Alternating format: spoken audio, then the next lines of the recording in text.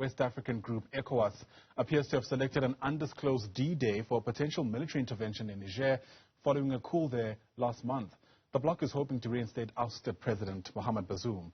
Now, on yesterday, thousands of civilians in Niamey lined up the streets in response to a call for civilian support to help the armed forces. Some parents even took their children to sign up for the civilian force, while many chanted in favor of the junta. Let's unpack this for you now with the Secretary General of the Pan-African Youth Union, that's Ahmed Benign, who joins us now via our video link. Great to have you on the program, Ahmed. Thanks very much indeed for your time. I mean, what's your reading around what's taking place in Niamey? Because from the outside, it certainly appears that while ECOWAS is against this coup, the military junta has a whole lot more support inside Niger than possibly people initially thought. Thank you so much, Ayanda. Thanks for having me on your show. Always a pleasure to be on Newzroom Afrika. I think you rightly captured it.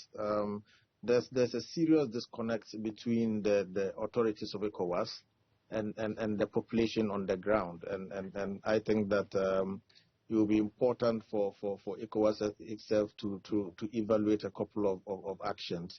If you look at what's happening in Niger, it's not different from what happened in Guinea, Mali, and Burkina Faso, where the military seemed to be having a lot of popular support from the citizens. And their undertones, their undercurrents why military takeovers are very popular, especially in Francophone West Africa. And as you rightly put it, there's no rebellion against the military in Niger. The military seem to be having very popular support from the young people of Niger, like the other 3 coups that happened in the past. And so I think that it would then be important for us to rethink the approach that the ECOWAS Authority of Heads of States have been considering for some time now, which is military intervention in Niger.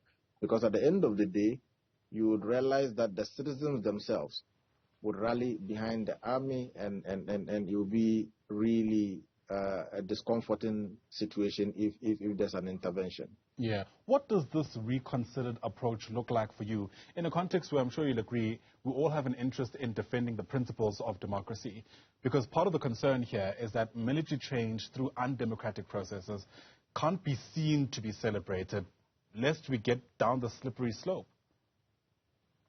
So I think that ECOWAS and the African Union itself have sanctioned this overthrow of constitutions through several means. For instance, if we take the situation in Guinea, where the president, after 2 terms, decided to amend the constitution of the country amidst huge and massive protests from the citizens. He refused to go. He amended the constitution and stayed on. If you look at the situation in Ivory Coast, where President Ouattara, after 2 terms, amended the constitution against the will of the people, I think that those set a particular kind of precedence. The second issue that we need to consider when we are speaking about Francophone West Africa is that for so many years, 50 years down the line, most Francophone countries, especially in West and Central Africa, are in abject poverty. In fact, the most deprived and the most poverty-stricken countries on the continent are Francophone-speaking countries. If you take all the countries where the coups have happened, take Niger, for instance. I was in Niger a couple of months back, and as I speak, I just left Burkina Faso this morning. I've been to Bamako as well. If you look at the economic situation of these countries, vis-a-vis the amount of natural resources they have, it creates a very fertile ground for insecurity and military takeovers. Take Niger, for instance. Niger supplies in excess of 26% of the uranium needs of Europe. And for France, which is a former colonial master of Niger, for every 3 bulbs that light in France, 2 of them are powered by Nigerian uranium. Yet, Niger as a country imports electricity from Nigeria. That by itself really tells you, it defines the situation that they find themselves. And the rethink would be 3 things. One is that there must be a restructuring of the economic architecture of all Francophone countries so that the citizens feel that amidst all the natural resources that they have, they are beginning to be beneficiaries of it.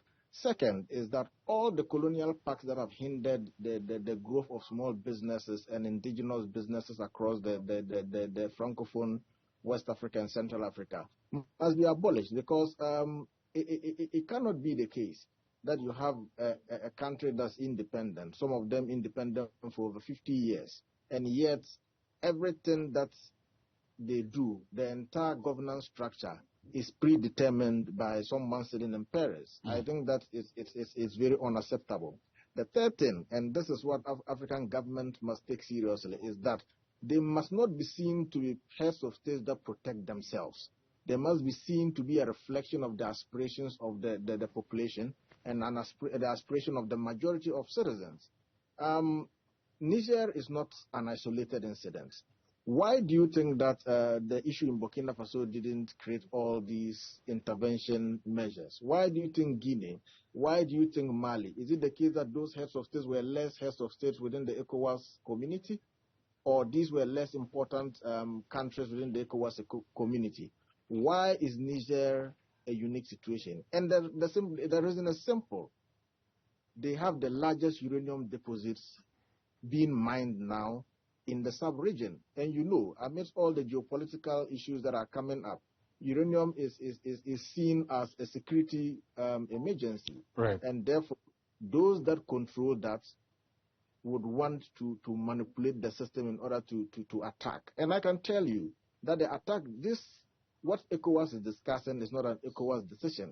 That decision is taken in Paris somewhere. Okay, and I think trying to ride on the back of African countries. But we think, and for us at the Pan-African Youth Union, that represents all the 54 national youth councils across the continent, we think that there must be a diplomatic approach to this. There must be negotiation. There must be a political solution other than a military solution, because an escalation in Niger threatens the stability of the entire sub-region, because already the Sahel is destabilized by militant insurgency and extremism. Take Mali, northern Mali is entirely gone. Northern Burkina Faso gone. North and northeastern and northwestern Nigeria totally gone. Northern Togo gone. Northern Benin gone.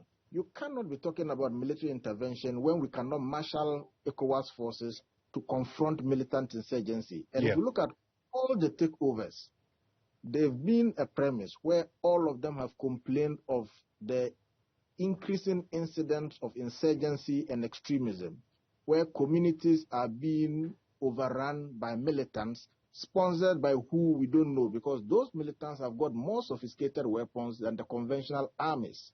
The question then is, if you have militants that have got more equipment than the conventional army, militants that are insurgents and extremists that are able to get satellite support, insurgents that are able to use sophisticated technology, even those technologies that the countries themselves do not have, then you begin to ask yourself very critical questions as to whether these are really bandits. Sure. Yeah, got you. Let me come in there, Ahmed, if I can.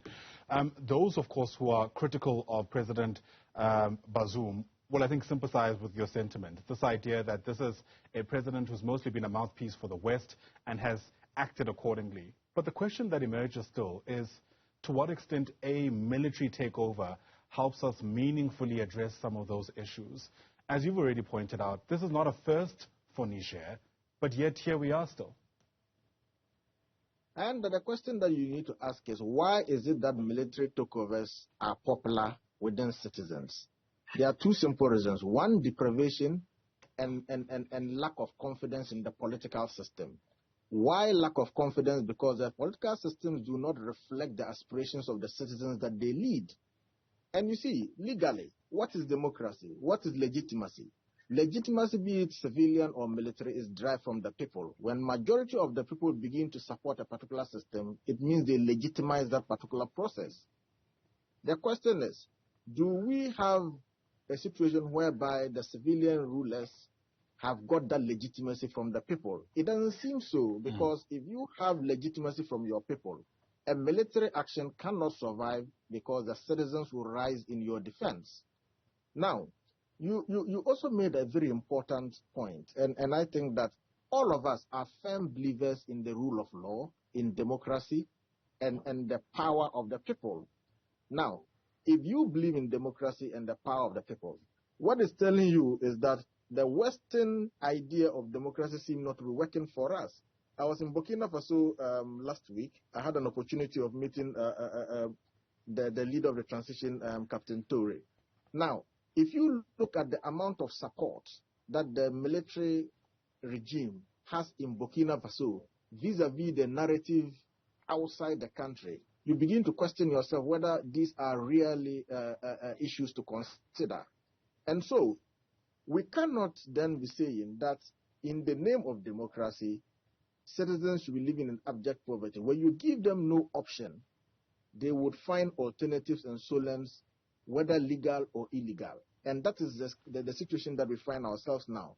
We may want to question the modus operandi of the army taking over government, but the question is, why is it that the majority of citizens support this army? Why is it that when the army comes out and says, look, we are rallying support, you find millions of young people, millions of citizens coming on the street to support them? The final point that I want to mention in this respect is that why do you think that the citizens of all these countries begin to chant anti-France sentiments? Because it appears that our civilian rulers never listened to the citizens, but they only listened and followed the whimsical dictates of the former colonialists. And that doesn't sit well with the citizens. And so anything anti-France, whether legal or illegal, the citizens support it. Why? Because they think that their deprivation, they think that their economic exclusion, they think that the institutionalized poverty in their countries is as a result of the policy of assimilation which the France left behind, and the institutions that France left to continue to empower France, either than making their countries truly sovereign and independent. All right, sure. Insightful indeed. Ahmed Benign, thanks very much indeed for giving us your take on what's taking place. Really do appreciate your time on Newzroom Afrika. Ahmed is the Secretary General of the Pan-African Youth Union.